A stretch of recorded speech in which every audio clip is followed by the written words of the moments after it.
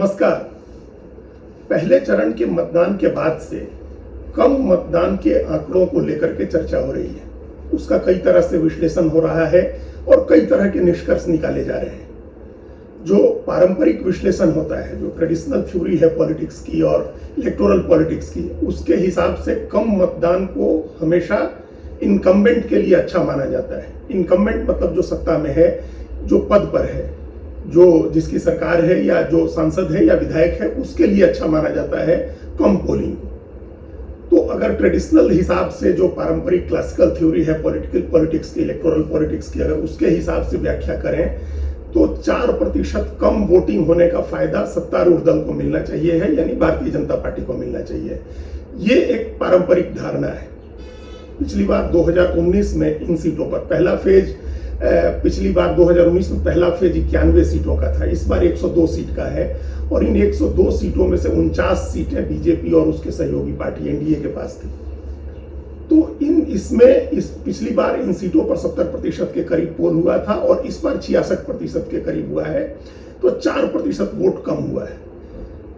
पारंपरिक हिसाब से देखें, क्लासिकल थ्योरी के हिसाब से देखें तो ये इनकम्बेंट को फायदा होगा, जो सरकार में है उसको फायदा होगा। लेकिन इस आधार पर अब अभी जिस तरह की राजनीति हो रही है और जो माहौल है, उसमें तमाम जो धारणाएं हैं पुरानी, वो बदल गई हैं।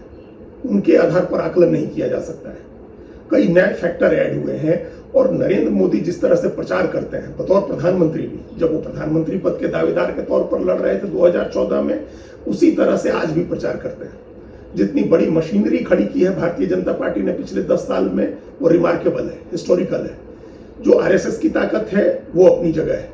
लोगों को जिस तरह से दीवाना बनाया गया और जिस तरह से इस बार का चुनाव लड़ा जा रहा है, हर व्यक्ति कह रहा है कि यह सामान्य चुनाव नहीं है। खुद प्रधानमंत्री ने पहले चरण के मतदान से पहले जब अपनी पार्टी के नेताओं से, बूथ कार्यकर्ताओं से बात की, तो उन्होंने कहा कि यह सामान्य चुनाव नहीं है।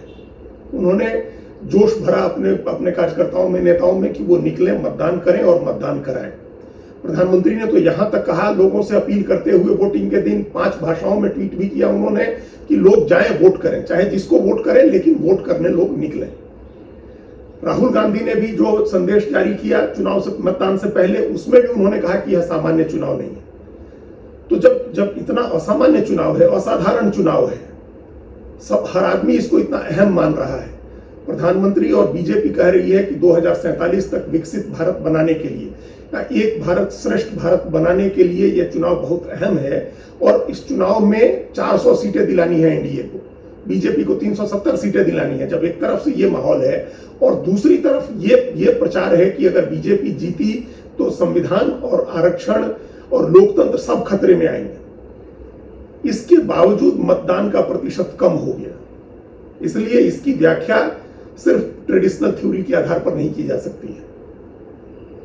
मतदान कम होना कहीं ना कहीं किसी न किसी गड़बड़ी का, किसी न किसी असंतोष का, किसी न किसी तरह की निराशा का, उदासीनता का संकेत है। उस संकेत को समझने की जरूरत है। वह उदासीनता क्या सत्तारूढ़ दल से है, भारतीय जनता पार्टी से है, प्रधानमंत्री नरेंद्र मोदी से है, या अपोजिशन की वजह से है? चुनाव में वोटिंग का परसेंटेज बढ़े, इसके लिए 2 चीजें सबसे अहम होती हैं। एक चीज है गुड कॉज और दूसरी चीज है गुड कॉन्टेस्ट। एक अच्छा कारण, लोगों को एक उम्मीद हो, आकांक्षा हो, उनको लग रहा हो कि एक बहुत अच्छी चीज है इस चुनाव से जो हमको मिलने वाली है, देश को मिलने वाली है, समाज को मिलने वाली है, कोई अच्छी चीज, कोई अच्छा कारण हो, अच्छा उद्देश्य हो, तब लोग बल्क में, बड़ी मात्रा में निकलते हैं वोट करने के लिए। जैसे 2014 में लोग निकले थे नरेंद्र मोदी के पक्ष में, जब वो आए थे और प्रधानमंत्री पद के दावेदार के तौर पर चुनाव लड़ रहे थे। तब उस समय 10 साल की जो कांग्रेस सरकार थी, उससे मोह भंग भी था लोगों का। इंडिया अगेंस्ट करप्शन की वजह से लोगों में ये धारणा बनी थी कि जो सरकार है वो करप्ट है, उसको बदलना था और बीजेपी को ले आना था नरेंद्र मोदी के नेतृत्व में। 2019 में राष्ट्रवाद का जो चरम पर था, राष्ट्रवाद का की भावना अपने देश में, उरी सर्जिकल स्ट्राइक था, बालाकोट में एयर स्ट्राइक था, पुलवामा में सीआरपीएफ के काफिले पर हमला हुआ था और शहीदों को याद करके वोट मांगे जा रहे थे। तो एक माहौल था 2019 में, तो लोगों ने वोट किया। पिछली बार भी वोट का परसेंटेज बढ़ा, कम ही बढ़ा, 1.5% के करीब ओवरऑल जो नेशनल परसेंटेज है वो बढ़ा, लेकिन एक बढ़ा, लोगों में उत्साह दिखा, लोगों में जोश दिखा, रैलियों में, सभाओं में नारे लगते थे। इस बार वो कोई एक गुड कॉज नहीं दिख रहा है, वो नदारद है। और दूसरा, एक गुड कॉन्टेस्ट होना चाहिए, अच्छी लड़ाई होनी चाहिए। कई बार जो 1977 की लड़ाई थी या 1989 की लड़ाई थी या 2014 की लड़ाई थी, ये लड़ाइयां अच्छी लड़ाई हुई। अपोजिशन बड़ी तैयारी से लड़ा, अपोजिशन ने एक बढ़िया गठबंधन बनाया और उस गठबंधन के जरिए सत्ता को चुनौती दी, तो एक अच्छी लड़ाई हुई, एक अच्छा कॉन्टेस्ट हुआ। अपोजिशन ने इस बार कोशिश की थी कि अच्छा कॉन्टेस्ट बनाया जाए, लेकिन अच्छा कॉन्टेस्ट नहीं बन सका। ये अपोजिशन ने तय किया था कि हर सीट पर बीजेपी के कैंडिडेट के खिलाफ अपोजिशन का एक कैंडिडेट होगा, लेकिन वो नहीं हो सका। और इसका जिक्र प्रधानमंत्री नरेंद्र मोदी ने अपनी सभाओं में करना शुरू कर दिया है। उन्होंने कल भी कहा राजस्थान के जालौर में कि 25% सीटें ऐसी हैं जहां अपोजिशन की पार्टियां एक दूसरे से लड़ रही हैं और लड़ने मरने को तैयार है। उसमें 42 सीट पश्चिम बंगाल की है, 20 सीट केरल की है, 13 सीटें पश्चिम बंगाल की है। इन राज्यों में तालमेल नहीं है। इंडिया ब्लॉक जो है उसकी पार्टियां आपस में ही लड़ रही हैं, उन्हीं के बीच घमासान है। पश्चिम बंगाल में कांग्रेस और तृणमूल कांग्रेस के लोग एक दूसरे को हराने के लिए लड़ रहे हैं, संकल्प किया हुआ है। तो केरल में दोनों के बीच ऐसी कड़वाहट है, लेफ्ट फ्रंट और कांग्रेस के मोर्चे के बीच की, जिसकी मिसाल नहीं दी जा सकती। इसी तरह से पंजाब में आम आदमी पार्टी और कांग्रेस एक दूसरे के खिलाफ लड़ रहे हैं। ऐसे और भी कई राज्य हैं, कई ऐसी सीटें हैं। तो अपोजिशन एक गुड कॉन्टेस्ट नहीं कर सका। ये सत्ता पक्ष की तरफ से कोई ऐसा नहीं है कि बड़ा उत्साहजनक माहौल है। उसने एक बहुत अच्छा कॉन्टेस्ट बनाया, ये भी नहीं कहा जा सकता है। वहां सभी 543 सीटों पर जो एनडीए लड़ रहा है, उसमें एक ही आदमी लड़ रहा है और वो है प्रधानमंत्री नरेंद्र मोदी। सारी लड़ाई उनके चेहरे पर है। जो बड़े नेता हैं, जिनका अपना स्वतंत्र अस्तित्व रहा है, व्यक्तित्व रहा है, चुनाव लड़ते और जीतते रहे हैं, वो भी नरेंद्र मोदी के नाम पर वोट मांग रहे हैं। तो हर जगह नरेंद्र मोदी का चेहरा है, कमल का निशान है। इसका नतीजा ये हुआ, इस आत्मविश्वास में जो बीजेपी के अंदर है और प्रधानमंत्री मोदी के अंदर है, उसका नतीजा ये हुआ कि अनेक जगह उम्मीदवार लोगों की उम्मीद के मुकाबले नहीं आए। उम्मीदवारों से लोगों की नाराजगी थी, एंटी इनकम्बेंसी उनके फैक्टर काम कर रहा था। उन्होंने 10 साल काम नहीं किया, या जो 5 साल से था उसने काम नहीं किया, एक्सेसिबल नहीं रहा। कई जगह ये खबरें आई कि सांसद कुछ नहीं करते थे, लोगों से मिलते तक नहीं थे और इस भरोसे थे कि वो मोदी के नाम से चुनाव जीतेंगे। तो वहां जनता नाराज है। तो अगर गुड कॉन्टेस्ट की बात करें तो बीजेपी ने भी नहीं बनाया और अपोजिशन ने भी नहीं बनाया। तो ये दो कारण है ना, अच्छा कारण, अच्छा उद्देश्य नहीं है और अच्छी लड़ाई नहीं है। लोगों में एक उदासीनता है। एक बड़ा वर्ग ऐसा भी मान करके बैठा हुआ है कि भारतीय जनता पार्टी तो जीत ही रही है, उसकी 400 सीटें आ रही है एनडीए की, तो क्या जरूरत है इसके लिए इतना है तौबा इतनी मचाने की। और इतनी गर्मी में जो 40-42 डिग्री टेम्परेचर है, देश के 12-13 राज्यों में लू के थपेड़े चल रहे हैं। अभी हिंदी का जब चैत्र का महीना ही समाप्त नहीं हुआ है, तो इस गर्मी में कौन जाए वोट डालने। तो ये एक फैक्टर था, उदासीनता हुई लोगों में इस वजह से भी कि बीजेपी जीत ही रही है। एक अच्छा उद्देश्य नहीं होना, एक अच्छी लड़ाई नहीं होना, और ऊपर से ये धारणा कि बीजेपी जीत ही रही है। तो जो दुनिया की सबसे बड़ी पार्टी है, अगर उसकी ये धारणा बन गई कि वो जीत रही है, तो इससे भी एक उदासीनता है। तो ये फैक्टर भी कहीं ना कहीं काम कर रहा है। लेकिन उसके साथ साथ इस फैक्टर को भी एनालाइज करने की जरूरत है, इसका भी विश्लेषण करने की जरूरत है कि क्या आम लोगों में, खासतौर से नौजवानों में एक उदासीनता है, तटस्थता है। उनको लग रहा है कि राजनीति से कुछ नहीं बदल रही हैं चीजें, उनके जीवन में कोई सकारात्मक गुणात्मक अंतर नहीं आ रहा है, कोई बदलाव नहीं आ रहा है, और इसकी वजह से उनका मोह भंग हुआ है। अगर ऐसा हुआ है तो ये लोकतंत्र के लिए बड़े खतरे की बात होगी। लोगों के मन में यह धारणा कभी नहीं आनी चाहिए है कि राजनीति से, चुनावी राजनीति से कुछ नहीं बदल रहा है। हालांकि कुछ बदलता सचमुच नहीं है।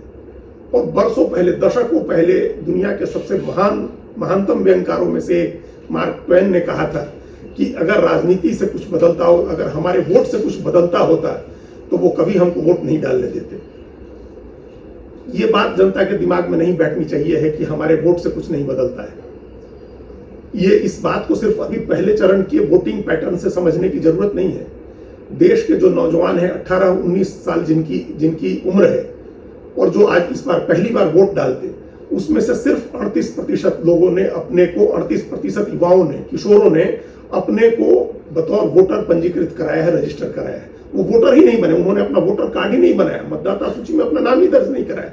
जबकि चुनाव आयोग ने इतना प्रचार किया कि अगर आप 18 साल के हो रहे हैं तो आप अपना नाम मतदाता सूची में दर्ज कराइए। युवाओं में एक उत्साह होना चाहिए था, जो हम पिछले 2 चुनाव में देखते रहे थे, वैसा कोई उत्साह नहीं दिखा। सिर्फ 38% ने अपने को बतौर वोटर पंजीकृत कराया। 62% नौजवानों ने, 18-19 साल के नौजवानों ने मतदाता बनना जरूरी नहीं समझा। जब वो मतदाता ही नहीं बने तो जाहिर है उनको वोट नहीं डालना है। और राजनीतिक रूप से जो सबसे सजग राज्य है, जैसे बिहार है, उत्तर प्रदेश है, महाराष्ट्र है, इन राज्यों में तो 18-19 साल के नौजवानों का रजिस्टर कराना वोटर के रूप में 25% से भी कम है। बिहार में सिर्फ 18% नौजवानों ने अपने को मतदाता के तौर पर पंजीकृत कराया है। तो ये भी एक तरह का मोह भंग है। पहले चरण के कम मतदान के साथ इस आंकड़े को भी मिला करके देखने की जरूरत है कि उनका क्या राजनीति से और लोकतंत्र से या चुनावी राजनीति से मोह भंग हो रहा है। अगर ऐसा है तो ये लोकतंत्र के लिए अच्छा संकेत नहीं है। तो ये कई फैक्टर हैं जिन फैक्टर्स के आधार पर इसको एनालाइज करने की जरूरत है, इस ट्रेंड को, और आगे नजर रखना है कि इस वोटिंग को बढ़ाने के लिए चुनाव आयोग क्या उपाय करता है, पार्टियां क्या उपाय करती हैं। सिर्फ ट्रेडिशनल थ्योरी के आधार पर कि कम वोटिंग से सरकार को फायदा होता है, इसकी व्याख्या नहीं हो सकती है। कम वोटिंग का सरकार को नुकसान हो सकता है, क्योंकि जो अभी सरकार है, जो सत्तारूढ़ दल है, वो उसकी खूबी रही है राजनीति को हाइप पर ले जाने की। तो हाइप पर ले जाने की जो राजनीति है वो सफल नहीं हो रही है। इसका मतलब कोई हाइप नहीं बन रहा है, कोई उत्साह नहीं दिख रहा है।